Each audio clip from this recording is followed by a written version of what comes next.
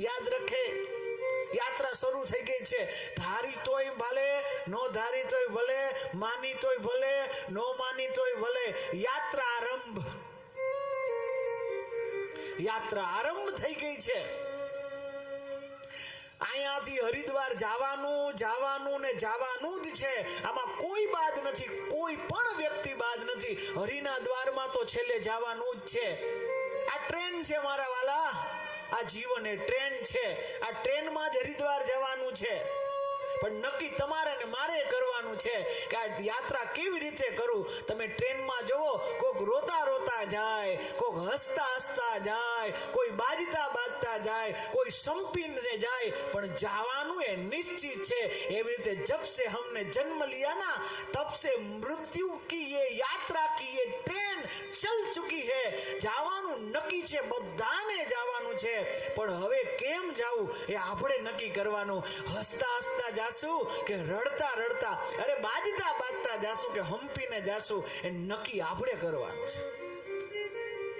કર્મ સાથે આવશે. કર્મથી બીજું કોઈ વસ્તુ બાકાત નથી. કર્મ આવશે આવશે ને આવશે. કેવા કર્મ કરવા એ આપણા હાથમાં છે.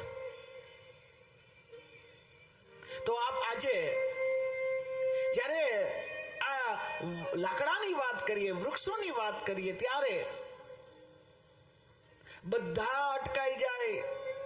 છેલ્લે માણસનું મૃત્યુ થાય ત્યારે બધા અટકાઈ જાય. પત્ની દ્વારે, પત્નીને દ્વારથી આગળ ન આવાય. આપણા શાસ્ત્રનું વચન છે, પતિનું મૃત્યુ થાય તો પત્ની દ્વાર સુધી જ આવે.